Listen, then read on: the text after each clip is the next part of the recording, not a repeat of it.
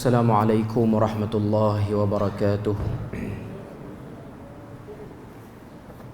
إن الحمد لله نحمده ونستعينه ونستهديه ونستغفره ونعوذ بالله من شرور أنفسنا ومن سيئات أعمالنا.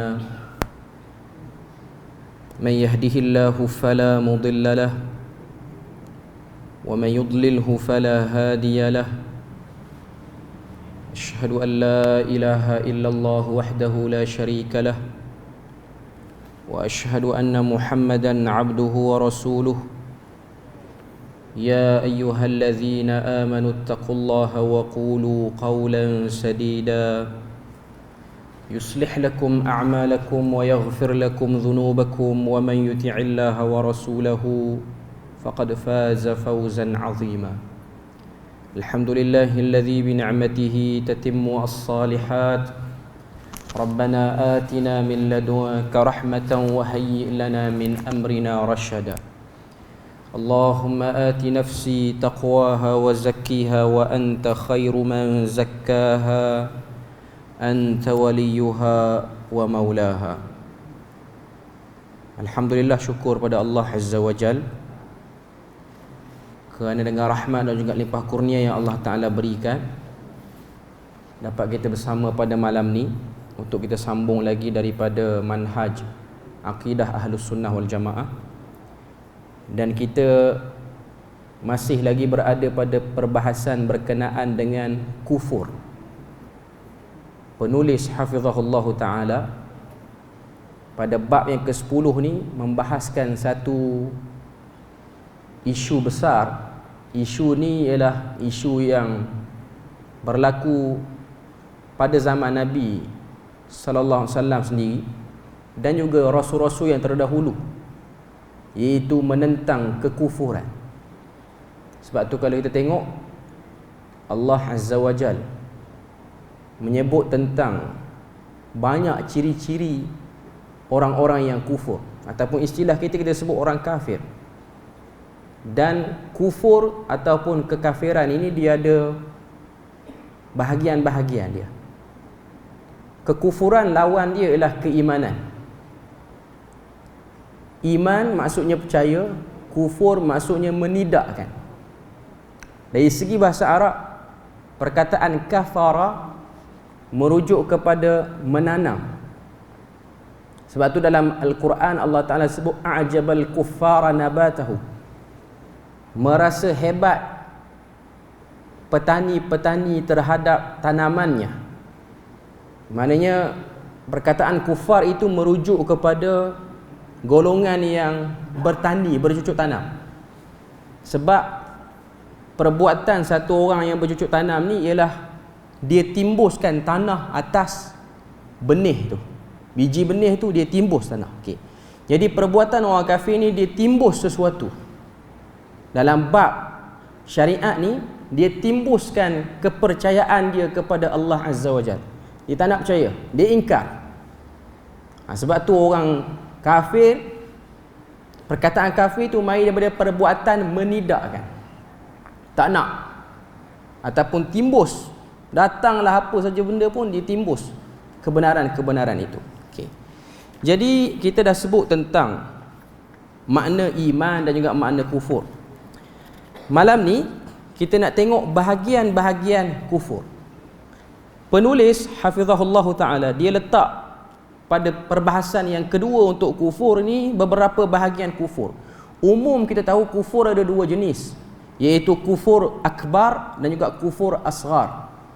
Tapi di bawah kufur akbar itu ada beberapa jenisnya lagi, dan di bawah kufur asghar tu pun ada beberapa jenis lagi. Kalau kita tengok di bawah kufur akbar ni, dia ada kufur takzib, iaitu kufur dalam bentuk membohongi benda tu. Datang satu benda kebenaran, dia bohong atas kebenaran tu. Ini ialah golongan kufar kalau zaman Nabi yang betul-betul sakan lawan Nabi. Kalau kita baca dalam sirah kehidupan Nabi, waktu Nabi mula berdakwah secara terang-terangan, selepas daripada 3 tahun Nabi berdakwah secara sembunyi, start berdakwah secara terang-terangan, waktu itulah golongan kufar yang bahagian pertama ni iaitu kufar ataupun kufrut takzib. Dia kafir dan dia membohongi satu-satu berita kebenaran yang dibawa oleh Nabi. Dan kalau kita baca dalam sirah, orang yang pertama menentangnya ialah Abu Lahab. Ini orang pertama, kufrut takzib. Sebab tu kalau tengok waktu Nabi iklankan batilnya sembahan berhala, yang betulnya hanyalah mengesakan Allah Azza wa Jal, apa respon Abu Lahab? Tabballaka ya Muhammad sa'iral yaum, celaka kamu Muhammad pada seluruh hari ini. Maknanya hari ni hari celaka kamu sebab kamu telah usik sembahan kami. Sebelum ni isu sembahan ni tak ada orang usik. Inilah orang yang pertama usik sembahan kami. 360 berhala dimulakan dengan Hubal. Ini first berhala yang masuk dalam Kaabah, first berhala yang masuk dalam Mekah, tanah suci Mekah. Sampailah berhala tu 360 dibesarkan, dihormati, dipuja, dijamu, dia letak apa-apa saja penghormatan pada berhala tu. Dan waktu turun ayat Al-Quran, Allah Ta'ala sebut wa anzir ashiratakal aqrabin, berikan peringatan kepada ahli keluarga kamu yang dekat, iaitu orang Quraisy sendiri daripada Bani Hashim, Bani Abdul Muttalib, dan juga orang-orang Quraisy, orang-orang yang ada di Mekah pada waktu itu. Waktu Nabi iklankan benda ni, penentangan mula berlaku. Penentangan ini ialah bentuk kekufuran, kufur jenis takzib. Terus dia lawan straight. Bagaimana Nabi telah bercakap secara terus terang, mereka pun lawan Nabi terus terang. Nabi kata sembah berhala tak betul. Pak Menakan dia kata, tak, kamu tak yang tak betul, bukan berhala tu yang tak betul. Terus dia kata orang yang bawa kebenaran itu tak betul, dia takzib. Dan kalau kita tengok pendirian Nabi dalam isu ni, Nabi tidak menggunakan apa-apa bahasa yang berlapik lagi untuk sebut salahnya sembah berhala tu. Nabi straight to the point. Nabi kata sembahan berhala tak betul. Terus. Tidak ada apa-apa lagi yang berlapik. Dan Nabi pun beri lagi harapan, sebab harapan tu ialah Allah Ta'ala yang suruh Nabi beri. Aku datang bukanlah aku nak jamin benda-benda besar, cuma aku nampak bahaya yang akan menimpa orang yang masih lagi nak kekal dalam sembahan berhala. Kalau kamu nak berhenti, Tuhan akan ampun dosa kamu. Dan Tuhan akan berikan nikmat dia berterusan walaupun tak sembah berhala. Tapi bagi satu bangsa yang sudah menikmati menyembah berhala, dia bukan benda mudah. Macam saya selalu sebut sini, Nabi Muhammad dengan sembahan berhala yang dilakukan oleh orang-orang Mekah ni, maknanya Nabi lahir tu sudah 400 tahun lebih orang Mekah sembah berhala, walaupun tak semua orang Mekah sembah berhala. Dia ada penyembah berhala yang memang betul-betul hari-hari sembah berhala. Dia ada yang kadang-kadang je. Dia ada yang datang waktu hari-hari kebesaran berhala saja. Dan ada yang tak terlibat langsung dengan sembahan berhala. Itu komuniti orang yang duduk di Mekah pada waktu tu. Kebanyakan yang sembah berhala secara continuously sembah ialah orang-orang bawahan, orang-orang yang bertaraf hamba.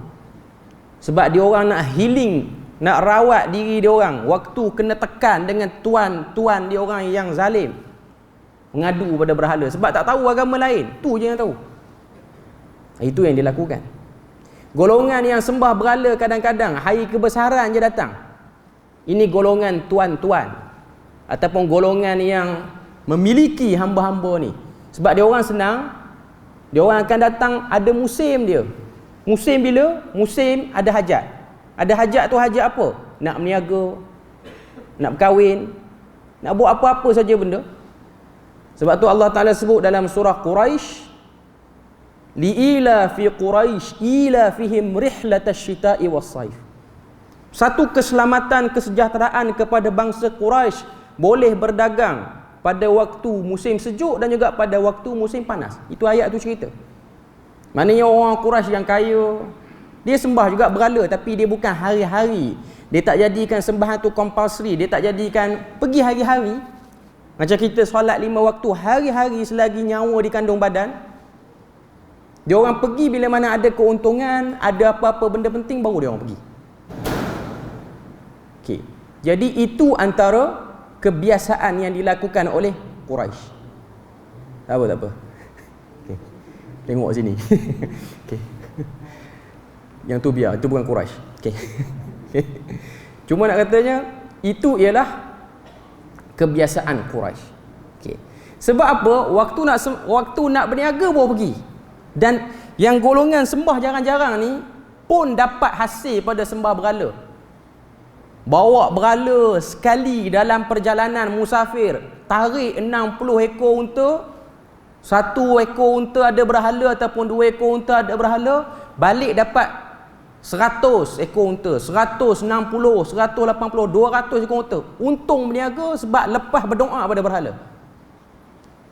Sebab itulah yang saya sebut tadi, nak buang, jangan sembah berhala bukan mudah.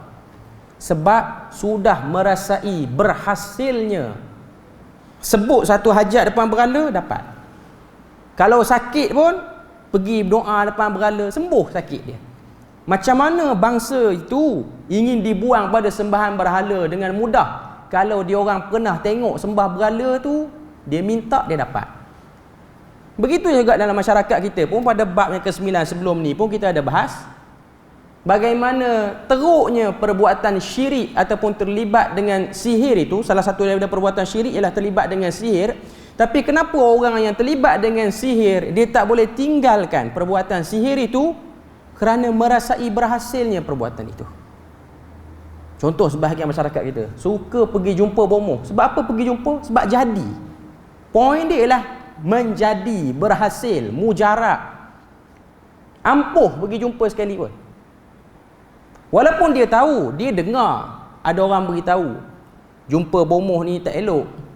Tak elok untuk agama, tak elok untuk iman. Tapi dia ambil asbab-asbab yang dibenarkan oleh syarak, lambat berhasilnya.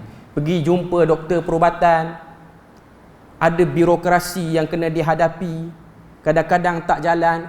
Pergi jumpa bomoh, mudah, cepat, berkesan. Itu yang menyebabkan bila mana kata je jangan pergi, dia tak boleh, dia nak pergi. Sebab mata telah melihat berhasilnya benda itu. Ini ialah golongan yang awal tentang Nabi. Sebab mereka melihat keberhasilan. Tapi berbeza bagi Abu Lahab, dia berada pada posisi membohongi tauhid tu bukan kerana dia orang yang kuat sembah berhala pun. Dia ada kepentingan terhadap berhala. Kepentingan apa? Dialah yang menjaga undang-undang pada musim ziarah. Kita kena tahu Mekah ni dia ada waktu ziarah dia. Ziarah jahiliah, buat haji jahiliah.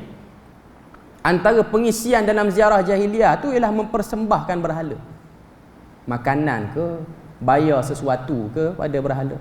Jadi yang akan gubal undang-undang ni ialah Abu Lahab. Abu Lahab yang jaga kebajikan berhala. Bukan berhala jaga dia. Dia jaga kebajikan berhala. Sebab apa? Time musim ziarah, masuk je musim haji jahiliah, dia akan turunkan bajet. Okey, berhala yang dah kusam, cat dah tertanggal, kena cat balik. Kena cat balik. Okay. Dan komisen tu akan dapat pada dia sebab dia yang pegang portfolio bahagian tu. Dia pertahan berhala bukan kerana dia tu hari-hari pergi sembah berhala pun. Sebab dia tahu kalau Muhammad kata berhala ni tak betul, lepas pada ni kok mana lagi komisen nak dapat? Dia bukan as a good satu orang penyembah berhala yang baik, bukan. Okay. Tapi dia lawan Nabi terang-terang. Pertama dia ada pengaruh. Yang kedua dia ada kepentingan. Tapi atas nama jiwa betul-betul berharap pada berhala, dia tak berharap pun pada berhala. Sebab dia dah lemak, dah duduk dalam situasi, duduk dalam keadaan yang elok. Cuma saya nak sebut, Nabi Tak kira lah berhadapan dengan orang ada kepentingan ke, orang ada bisnes ke, orang betul-betul sembah berhala ke, untuk isu ni Nabi tak berlapik, melainkan Nabi kata semua berhala tak betul. Ini ialah sikap yang perlu diambil oleh para pendakwah hari ini bila mana berhadapan dengan isu yang berkaitan dengan akidah. Kalau kata boleh, dia akan bertambah rumit isu itu. Cepat-cepat kata tak boleh. Jangan nak pusing kiri kanan, jangan. Ini ialah perbuatan yang bahaya. Boleh memberi kesan kepada ketulinan agama. Okey, itu bahagian pertama. Bahagian kedua dia panggil kufrul iba ataupun istikbar. Yang bermaksud kufur dalam bentuk enggan. Tak lawan, tapi datang cerita apa pun buat tak peduli. Dia tak kata apa-apa pun pada dakwah Nabi, dia diam. Cuma Nabi minta, dia tak nak. Siapa dia? Pun pak menakan Nabi juga, iaitu Abu Talib. Tak lawan. Abu Talib tak pernah lawan. Bahkan dia bagi keselamatan. Muhammad nak cakap apa cakap. Nak kutuk berhala kutuk. Tapi nak ajak aku join hang, aku tak join. Iba dia panggil. Mai pada perkataan a'rada, iaitu berpaling, tak nak. Sehingga di saat-saat akhir kempen, tak nak juga. Apa jawapan dia? Dia kata, apa orang kata kalau aku tukar agama? Takabur. Walaupun pada perwatakan seorang yang baik. Kalau orang tanya kita, orang kafir mana paling baik di dunia? Abu Talib orang kafir paling baik di dunia. Dia diringankan azab oleh Allah Ta'ala di atas kapasiti dia menolong Rasul. Tapi dia kekal dalam neraka. Dia kekal dalam neraka. Dia bukan diringankan tu, maknanya dia rasa azab dia tu ringan. Ada orang bila mana kita cerita macam ni, dia kata jadi kafir sikit-sikit pun okey dah kot. Sebab Abu Talib pun ringan. Ringan-ringan Abu Talib kena pun, dia tetap berteriak, ana a'zabun nas, aku orang yang paling teruk kena azab. Dia tetap berteriak. Dia bukan sampai satu tahap Abu Talib rasa macam bosan dah kena api neraka ni, hari ni aku tak nak teriak, aku nak buat relax je. Ada. Dia tetap rasa sakit. Ini iba yang tak lawan. Dan komuniti ni pun agak ramai pada waktu itu. Okay. Yang ketiga ialah kufruz zan. Ragu-ragu. Nak ikut, tak nak ikut. Nak ikut, tak nak ikut. Yang ni pun ada dalam komuniti waktu Nabi berdakwah. Dia orang buat perbandingan pengikut Nabi Muhammad dengan yang bersama dengan Abu Jahal dan komplot-komplot dia. Abu Sufyan, Amru bin Al-As waktu belum Islam lagi. Dan juga bersama sekali Abu Lahab. Semualah. Uqbah bin Abi Mu'id ni semua duduk dalam tu. Dari segi perbandingan kasar, Muhammad dengan pihak yang satu lagi ni, yang lawan Muhammad ni, iaitu Abu Jahal. Dari segi perbandingan kasar, pengaruh menang Abu Jahal. Pandai pun menang Abu Jahal. Pengaruh Nabi tak ada. Pandai pun Nabi tak ada. Pandai dari segi membaca, menulis tak ada. Yang ni ada. Bahkan dalam kelompok ni kelompok Abu Jahal ni, ada satu orang tokoh besar, tapi dia masuk Islam lah, iaitu Amru bin Al-As. Cerdik orangnya. Amru bin Al-As ni ialah satu orang yang ada kelebihan, dia boleh deal dengan orang-orang bangsa lain, bukan bangsa Arab. Sebab tu waktu orang-orang Islam pergi hijrah ke Habsyah, inilah wakil Quraisy nak pergi deal dengan Ashamah An-Najasyi. Pergi deal dengan Ashamah An-Najasyi untuk bawa balik orang-orang Islam yang berlindung di Habsyah pada waktu itu. Dan dalam riwayat sebut, dialog yang berlaku di antara Amru dengan An-Najasyi ialah dialog yang berlaku dalam bahasa tempatan yang dipercakapkan, dipertuturkan oleh orang Habsyah, Ethiopia. Hari ini Ethiopia lah Habsyah tu. Maknanya Amru bin Al-As satu orang yang cerdik, menguasai banyak bahasa asing. Dia boleh jadi duta, boleh deal dengan kerajaan-kerajaan besar, tapi dia tak berjaya. Cuma saya nak kata yang duduk dalam keadaan kufur zan ni, tengok dari segi pangkat, dari segi pengaruh, selamat, untung meniaga, memang kelompok belah Abu Jahal dan kawan-kawan dia. Belah Nabi ni, pengikut dia pun ramai hamba. Pengikut dia pun ramai orang-orang yang problem. Orang-orang yang dari segi luaran pun tak berapa menarik. Sebab tu kalau tuan-tuan tengok, sebahagian daripada sahabat-sahabat yang ikut Nabi ni hamba. Bilal bin Rabah dan beberapa lagi lah, Suhaib Ar-Rumi dan lain-lain. Ini antara orang bawahan. Kalau ada orang-orang kaya pun, orang kaya yang dia kaya macam Abu Bakar, macam apa nama ni, Uthman bin Affan, apa-apa semua ni. Tapi dari segi kabel kuat dengan Darun Nadwah tu tak kuat sangat. Dari segi duduk rapat dengan Abu Jahal tak rapat. Dia kaya, dia orang ni kaya macam Uthman. Sebab tu kalau kita baca dalam sirah Uthman bin Affan, antara sebab dia masuk Islam ialah dia pergi berdagang luar pada Mekah. Saya tak ingat ke mana, tapi wilayah-wilayah yang ke arah Syam. Dia duduk di kawasan tu, dia berniaga, tunggu modal dapat, tunggu barang untung, sehingga dia disapa oleh satu orang pendeta. Satu orang pendeta ni tanya, kamu orang mana? Aku orang Hijaz. Hijaz ni merujuk pada Mekah dan Madinah, semenanjung tanah Arab pada waktu tu. Dia kata, kalau kamu nakkan kebaikan, kamu balik. Sebab sekarang ni Nabi akhir zaman turun kawasan kamu. Dia ikut. Dan tuan-tuan kena tahu, Uthman bin Affan ni dari segi luaran, dia satu orang yang tempang. Satu orang yang tempang. Satu orang yang capek lah istilah kita. Okay. Beza dengan yang belah Abu Jahal ni, Abu Lahab. Abu Lahab tu nama dia Abu Lahab kerana apa? Dia tersangat handsome orangnya. Orang yang sangat segak orang dia.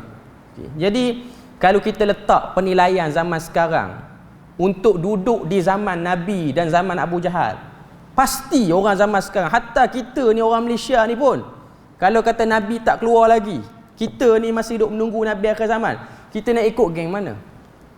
Dengan perangai kita suka tengok populariti, perangai kita suka rapat dengan orang besar, perangai kita nak rapat dengan kabel-kabel besar je, mustahil untuk bersama dengan Nabi. Jujur kata agak mustahil, melainkan orang-orang yang dipilih je. Sebab Nabi tak boleh beri janji bila nak menang, tak ada. Nabi tak boleh jawab bila nak menang.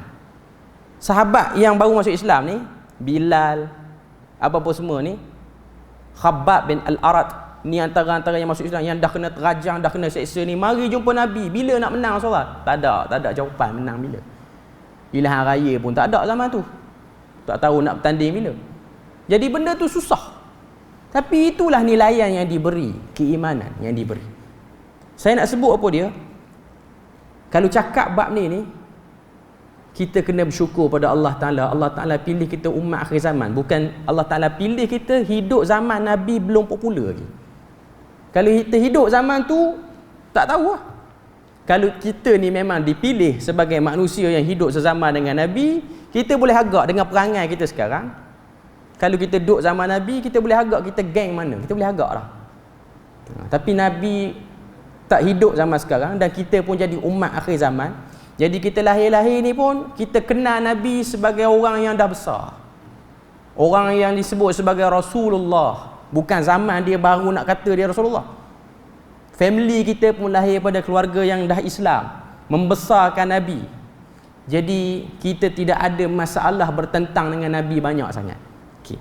Itu kufur jenis ketiga, zan, nak ikut mana? Situ sini, situ sini. Tapi rugi bagi kelompok yang macam ni walaupun dia masuk Islam lepas pada Nabi menang. Dia agak rugilah. Dia beza berbanding orang-orang yang masuk Islam awal. Sebab tu kalau kita tengok dalam Siyar Alam An-Nubala, cerita tentang bagaimana Umar Al-Khattab dia jadi Amirul Mukminin, datang Bilal, datang Suhaib Ar-Rumi, datang Abdullah bin Mas'ud. Dia orang ni datang sebab ada urusan dengan khalifah, dengan Amirul Mukminin. Sedangkan dia orang datang lambat. Yang datang awal siapa? Abu Sufyan. Duk tunggu depan pintu rumah Umar. Yang datang awal Amru bin Al-As, duk tunggu depan pintu rumah Umar dengan harapan dia akan dilayan awal lah. Sebab Umar ni dia punya polisi dia, hari bersama pelanggan ialah tiap-tiap hari, bukan ada hari tertentu je. Orang ada masalah boleh direct pergi rumah, tapi kena tunggulah, ada protokol dia. Jadi dia orang datang awal. Elok Umar buka pintu, Umar panggil Bilal dulu masuk, panggil Suhaib Ar-Rumi dulu masuk, panggil Abdullah bin Mas'ud dulu masuk. Yang ni datang lambat.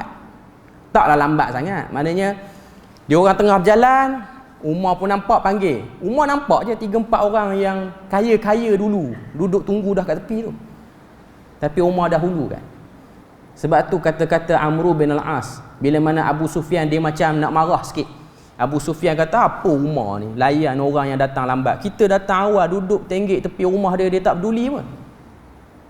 Amr bin al-As ni dia macam menginsafi sikit.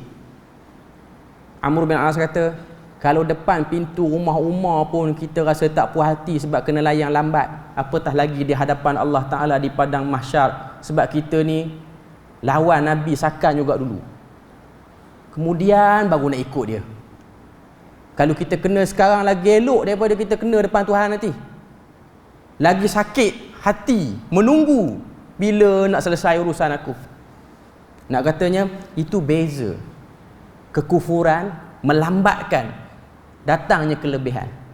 Dan kelebihan bagi golongan yang waktu masih lagi peringkat bawah, dia dah terima Islam. Itu kelebihan para sahabat. Sebab tu para sahabat, bila mana mereka dia ganggu gugat kedudukan dia orang, ada kelompok nak caci maki sahabat, inilah benda yang perlu kita kena ingat balik. Nak caci maki sahabat ni, tolong ingat, terutamanya sahabat yang awal, tolong ingat apa yang dia orang telah buat untuk agama ni. Dan apakah kita boleh buat kalau kita sezaman dengan Nabi? Kita boleh jamin ke kita akan macam Bilal, kita akan macam Abu Bakar, kita akan macam Osman? Kita boleh jamin ke kita dengar-dengar Nabi Muhammad kata atas bukit Safa, sembahyang berhala ni tak betul? Adakah kita akan jadi, ya Muhammad kami ikut? Tak ada masalah, kami okey semua. Tak. Waktu tu bertembung antara kepercayaan. Sebab tu sampai ke zaman sekarang ni tuan-tuan tengok, mana-mana orang penceramah bila mana dia nak start cakap benda betul, di saat masyarakat melihat benda betul itu tak betul, bahkan benda betul tu kontroversi, benda betul tu bermasalah, waktu dia nak cakap, walaupun penceramah tu orang yang baik, bukan jenis marah orang, muka elok, semua elok, tak ada rekod pun, tapi kerana satu pandangan dia yang kontroversi, mengeluarkan semua benda-benda baik yang boleh dilihat pada diri dia. Tak boleh, tak terima, tak nak terima. Walaupun satu orang lagi dia banyak kes-kes yang tak elok, kes moral ada, kes kola putih pun ada, tapi dengan sebab dia pertahan apa yang kita suka buat, jadi kita muliakan dia. Itu zaman kita, bukan zaman Nabi lah. Kita boleh tengok itu perbandingan dia. Kufur jenis keempat iaitu kufur al-i'rad. I'rad ni maksudnya tak peduli langsung. Sembah berhala pun tak bersungguh sangat, nak join Islam pun tak bersungguh sangat. Apa yang dia orang fikir, boleh makan hari-hari cukup, selesai. Yang ni orang-orang bawahan betul, bukan orang atasan. Tak ada kepentingan apa, kita nak join bergaduh. Zaman kita pun ada macam ni, tapi dia taklah jadi kafir betul. Ada orang dia tengok agama diperkotak-katikkan, dia biarlah orang nak bergaduh, rasa macam serabut dengan orang berdua, ikut suka hati dia orang nak buat apa pun. Dia panggil i'rad, tak nak peduli langsung. Dan yang kelima, kufur an-nifaq. Yang ni bahaya. Yang ni duduk depan orang Islam, oh Islam betul. Duduk depan orang kafir, itulah saya tak setuju juga dengan dua tiga benda Islam buat ni. Yang ni problem. Yang ni bermuka-muka, ataupun istilah sekarang kita panggil makan keliling. Ada untung sini, duduk sini. Kurang untung sini, patah balik geng ni, masuk geng ni balik. Okey, ni jenis makan keliling. Dan yang ke-6, F disebut sini, kufur al-juhud, iaitu bukan juhud yang bermaksud bersungguh-sungguh tu, juhud dengan hak, maksudnya ingkar, betul-betul ingkar. Maknanya datang apa benda pun tetap nak buat. Position dia macam ayah kepada Nabi Ibrahim. Ketika mana Nabi Ibrahim beritahu tentang batilnya berhala, tak peduli dia. Dia kata, kamu buat hal kamu dah. Kamu ni kerja nak kacau profession. Sebab ayah Nabi Ibrahim ni kerja dia ialah tukang pahat berhala. Jadi, dan dia pun antara orang yang komit dengan penyembahan berhala tu. Bukan orang-orang yang kata apa yang malah-malah, bukan. Okey. Dan kufur yang berbentuk ingkar ni ada dua jenis, iaitu kufur mutlak am dan juga kufur muqayyad khas. Yang tu bab yang khusus dia akan bahas. Sekarang kita pergi pada kufur asghar. Kufur asghar apa dia? Kufur asghar ialah kufur yang kecil. Dia sama macam syirik asghar juga. Iaitu satu je, riak. Rasa diri ni nak diangkat ataupun diri ni suka dipuji. Itu bahagian dia. Okey. Jadi sekarang ni penerangan dia, saya tak nak baca, kita dah terang dah tadi. Okey. Kita nak sebut tentang kufur mutlak am. Okey. Kufur mutlak am adalah mengingkari keseluruhan segala apa yang diturunkan oleh Allah dan perutusan Rasulnya. Semua sekali. Yang ni kelompok yang betul-betul tolak semua. Tak nak langsung. Apa saja, salat tak nak, syahadah tak nak, rukun Islam semua dia tolak. Okay. Itu kufur mutlak am. Kufur muqayyad khas ialah mengingkari salah satu daripada apa yang telah diwajibkan dalam Islam, atau mengingkari apa-apa yang telah diharamkan, atau mengingkari mana-mana sifat yang telah Allah sendiri mensifatkan berkenaan dirinya. Yang kufur mutlak am ni, dia tu kafir. Dia tu memang kafir. Dalam surah Ghafir Tuhan sebut alladzina yujadiluna fi ayatillah, alladzina yujadiluna fi ayatillah humul ladzina akfaru. Atau kama qala. Kena cek balik ayat tu, saya sesilap ayat tu. Okey. Cuma nak katanya Tuhan sebut mereka-mereka yang suka berbantah-bantah pada ayat Tuhan, alladzina kafaru, mereka ni orang kafir. Kemudian Tuhan sebut fala yaghrurka taqallubuhum fil bilad, jangan tertipu dengan pergi baliknya mereka dalam negeri itu. Okey. Kufur muqayyad am ni ialah kufur certain issue, setengah perkara. Okey. Contoh, syahadah terima. Panjang bincang syahadah. Syahadah ni terbahagi dengan sekian. Sampai dekat salat, salat ni tak, kita tak buat yang ni. Puasa tak. Zakat pun tak. Terima syahadah je. Haji pun tak. Beriman kepada Allah Ta'ala, beriman. Cuma untuk puasa, zakat, haji, puasa, salat, zakat ni tak terima. Yang jenis ada ibadah amaliyah badaniyah ni tak nak buat. Setakat nak yang berbentuk kepercayaan je. Mereka ni kufur muqayyad, kufur pada isu itu. Adakah mereka kafir? Itu bergantung kepada pemerintah di tempat tu nak menjatuhkan hukuman dia orang macam mana. Ulul amri yang bertanggungjawab, maknanya badan-badan yang dilantik oleh ulul amri, macam sekarang Jabatan Agama, Jabatan Mufti apa semua, mereka lah yang bertanggungjawab untuk trace yang macam ni terkeluar pada Islam secara total ke ataupun hanya menyeleweng. Contoh, ada kumpulan semua nak buat, salat je tak nak. Okey. Apa status dia? Dia menyeleweng ke ataupun dia keluar pada semua? Macam para ulama tulis, kelompok-kelompok yang keluar sebahagian daripada Islam, contoh Khawarij, Mu'tazilah, mengingkari beberapa isu berkaitan dengan sifat dan zat Tuhan. Mereka ingkar sampai dekat perbahasan Tuhan itu bersifat dengan Ar-Rahman, Tuhan itu bersifat dengan Ar-Rahim. Yang ni tak ada. Ar-Rahman, Ar-Rahim ni, ini semua balarah Quran je. Allah, tak ada cerita lain. Dia kufur pada nama Tuhan. Tapi adakah dia kufur? Generally dia kufur macam orang kafir yang sembah berhala, dia tak kufur lagi. Cuma dia menyeleweng dalam bab tu. Macam golongan Mu'tazilah, macam golongan Jabariyah, macam golongan-golongan ni yang dalam perbahasan mazahib aqadiyah lah. Okey. Ini ialah bentuk-bentuk kufur muqayyad. Macam yang tak nak salat, macam yang mengingkari ataupun cuba argue pada ibadah-ibadah dan bertindak macam tak nak buat.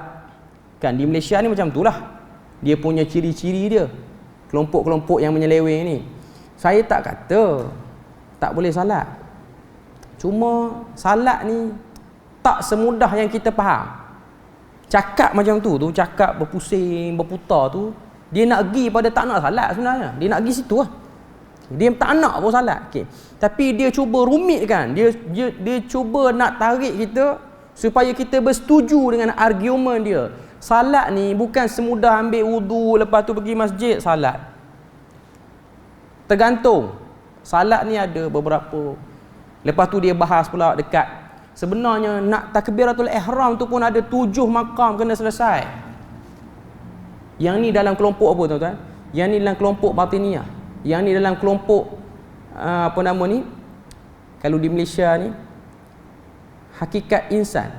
Tuan-tuan tengok buku Hakikat Insan Haji Ahmad Laksamana tu. Dia cuba nak kata, dia tak nak kata kita ni tak perlu salat. Cuma dia cuba nak nampakkan payah salat tu. Dia kata salat ni takbiratul ihram tu sendiri ada 7 makam. Bermula pada makam tahrim sampai makam istibdal. Ada 7. Saya tak ingatlah sebab tiba-tiba duk teringat ni. Cuma dia ada 7. Itu yang disebut dalam buku tu pada bab hakikat diri sembahyang. Dah yang rumit macam tu bila nak boleh sembahyang? Tak boleh lagi tak habis belajar. Okey. Lepas tu bila nak habis belajar tak tahu. Okey. Sebab tuan-tuan boleh bayang, kalau belajar pakai rukun salat ada 13 kan. Dia pecah takbiratul ihram pula ada 7. Penerangan untuk satu makam. Contoh takbiratul ihram. Takbiratul ihram bawah dia makam pertama. Waktu kita niat usalli fardal maghribi 3 raka'atin ma'muman lillahi ta'ala. Usalli tu duduk pada makam tahrim ke, duduk pada makam mi'raj ke, duduk pada makam istibdal ke apa? Dia buat pening, dia buat payah. Benda mudah je pun. Tapi dia bagi lama tu, akhirnya anak-anak murid yang belajar lambat lagi nak habis, nak pergi pada salam tu lambat lagi. Mati sampai dekat rukuk mati, tak salat lagi kawan tu. Tak salat. Tapi poin dia lah malas sebenarnya nak salat. Tapi kita bagi rumit situ, kita bagi nampak bercabang, berakar banyak situ. Sedangkan salat, sebab tu Nabi hantar sahabat pergi ke Yaman. Hantar sahabat pergi ke Yaman untuk dakwah. Apa yang Nabi suruh dia orang sahabat ni buat, kalau dia orang terima Islam, ajar salat. Ajar salat. Nabi tak rumitkan pengajian salat tu sampai kena lama, bertahun, akhirnya tak salat. Tapi yang ajaibnya, yang tak salat itu merasakan diri lebih baik daripada yang sedang salat. Itu the power of batiniyah sebenarnya. Dia boleh jadikan tak buat lagi betul daripada buat. Dia masukkan kita dalam situasi itu. Sebab tu tuan-tuan tengok kan, kelompok-kelompok batiniyah di Malaysia ni dia bercabang. Dia bermula dengan hakikat insan, lepas tu dia bermula dengan dia diteruskan dengan kerajaan langit, dia diteruskan dengan Nabi Harun apa semua ni. Kebanyakan dia punya pengikut waktu dapat didedahkan ataupun waktu keputusan, tak kiralah majlis fatwa kebangsaan ke, negeri-negeri ke, kata dia orang menyeleweng, dia orang tak rasa dia orang menyeleweng. Bahkan dia orang kata, yang kata kami menyeleweng tu dia yang menyeleweng, dia tak faham apa yang kita sebut. Dia orang menyeleweng, tak apa, Tuhan yang akan menjadi saksi siapa seleweng. Ayat dia sedap. Itu yang jadi dia rasa betul. Tuan-tuan tengok video Rasul Rasul Melayu tu, waktu keluar daripada mahkamah rendah syariah di Gombak tu, apa pengikut dia kata? Terjamin. Muka makcik tu, saya ingat sampai hari ni muka makcik tu. Waktu orang kata bos dia tak betul, dia kata terjamin. Rasul jamin kita. Orang apa tahu? Muka dia orang kata apa? Ultimate, betul-betul dia yakin dengan ketua dia. Dan itulah dahsyatnya tipu daya iblis ni. Dia masukkan kita. Inilah yang disebut kalau kita baca Quran kan, kisah Nabi Adam, dia makan buah yang terlarang. Tuhan bagi kesimpulan akhir dalam surah A'raf tu, fadallahuma bighurur, digoda mereka dalam bentuk ghurur. Ghurur ni maksud dia apa? Kena tipu daripada posisi yang tak perasan. Sebab Nabi Adam dia makan pohon terlarang bukan kerana digoda dengan godaan yang berbentuk buah ni sedap, buah ni lagi sedap pada buah-buah lain. Itu bukan godaan syaitan, godaan iblis. Godaan iblis ialah kalau makan buah ni, kamu akan kekal dan kamu akan dapat satu kedudukan yang baik. Maknanya iblis kata kepada Nabi Adam, buah ni mungkinlah tak sedap. Buah ni mungkin tak sedap. Tapi kelebihan makan buah ni, dia mengekalkan kamu. Makan. Itu ghurur. Kelompok ni pun lama Dia kata, kalau join kita, orang akan nampak kita pelik pada orang akan nampak kita sesat. Tapi sebenarnya kita lagi tinggi makam pada dia orang. Itu yang menjadi bekal untuk terus konsisten di atas ajaran tu. Itu dia panggil ghurur, menipu. Ghurur. Sebab tu dalam jual beli ni gharar dilarang. Gharar ni maksud dia apa? Promote lain, dapat lain. Tengok gambar ayam besar semacam, beli ayam kecil. Tapi dah bayar dah. Nak minta balik pun payah, jadi banyak cerita. Akhirnya kita pun jadi redha dengan benda tu. Okey, kita dipaksa. Okey. Cuma nak katanya itulah bentuk-bentuk orang kata apa, penipuan-penipuan ni. Okey. Cuma nak katanya kelompok ni dia kufur muqayyad. Dia terikat satu isu. Contoh sahabat Nabi ni ada problem lepas Nabi wafat, macam ni. Salat bagus, doa pun elok, puasa pun ada, tapi sampai dekat 4 sahabat ni semua gelong. Lepas Nabi wafat semua gelong. Okay. Sedangkan itu ialah daripada perbahasan i'tiqad. Okay. Ini nak tunjuk pada kita tentang kelompok-kelompok seperti ini. Okay. Seterusnya dia bahas pada kita perbezaan antara iman, kufur dan juga bahagian-bahagian kufur. Ni saya bacalah apa yang dia sebut. Dia kata, setelah membincangkan ketiga-tiga perkara di atas, maka adalah wajar dikaitkan ketiga-tiganya demi untuk membentuk satu kefahaman yang menyeluruh berkenaan perkara-perkara ini dalam rangka pemikiran dan i'tiqad akidah Islamiah yang sempurna. Jika kita bandingkan iman itu sebagai pokok yang baik, maka kita akan dapati bahawa dasar pokok iman yang baik ini adalah membenar, iaitu tasdik, dan patuh, iaitu inqiyad. Nak katanya iman ni ialah tasdik, membenarkan, inqiyad ataupun istislam. Kadang-kadang dia guna istilah tu. Terima dengan rela hati, tanpa ada sedikit pun perasaan nak meragui terhadap perintah Tuhan itu. Bila mana Tuhan suruh salat, kita salat. Kita mencontohi Nabi Ibrahim, Nabi Ismail dan keturunannya. Terima satu arahan, terima. Tanpa ada argumen apa pun, tanpa persoal pada Tuhan. Wahai Tuhan, apa logiknya kena buat ibadah ni? Tak soal. Buat. Sebab itu ialah kebaikan untuk kita. Di sebaliknya, dia kata, kufur itu pula bolehlah kita bandingkan sebagai pokok yang tidak baik, maka dasarnya adalah takzib dan takabbur. Iman dasar dia inqiyad, iaitu patuh dan juga tasdik. Kufur dasar dia ialah istikbar dengan takzib. Takzib ni maksudnya bohong, istikbar ni bangga diri. Sebab tu kekufuran berlaku kerana bangga diri. Sebab tu kita akan tengok raja-raja yang dihantar surat oleh Nabi. Waktu selepas perjanjian Hudaibiyah, Nabi hantar surat. Nabi hantar surat ke Hercules, Nabi hantar surat kepada wakil Rom, wakil Parsi, apa-apa semua, termasuk ke Habsyah, apa-apa semua ni. Ada sebahagiannya koyak surat Nabi. Sebab apa? Rasa takabur. Hantar kepada Malik Ghassan, raja-raja Arab yang Kristian ni, Ghassan di Syam dan kawasan sekitarnya. Tak nak terima. Sebab apa tak nak terima? Sebab rasa hebat. Nak ikut Muhammad kerajaan besar mana? Madinah bukan besar pun. Madinah bukan besar pada waktu tu. Pusat pemerintahan kerajaan pun hanya di masjid. Masjid pintu pun tak ada. Kerajaan apa? Pada waktu tu raja-raja Rom, Parsi, lekeh kerajaan ni. Tapi pusat pentadbiran yang tak ada pintu itulah yang meruntuhkan Rom dan Parsi. Kita bagi lalu azan dulu. Okey, kita sambung sikit lagi. Kufur dasarnya ialah takzib dan juga istikbar. Tadi kita dah sebut bagaimana takaburnya raja-raja, penguasa-penguasa yang hebat sezaman dengan Nabi, dan akhirnya mereka dijatuhkan. Okey. Yang ketiga ialah munafik.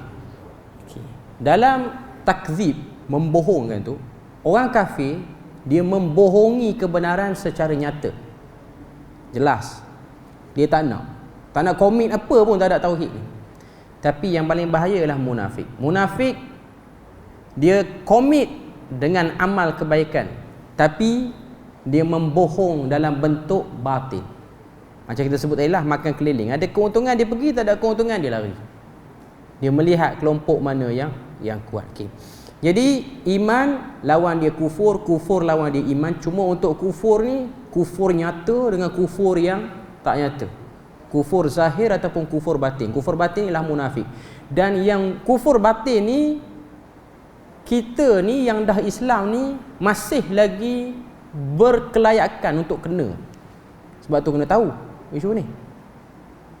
Yang sembah berhala, yang nak kata Tuhan tak ada kuasa tu, mungkin kita tak terlibat dengan tu.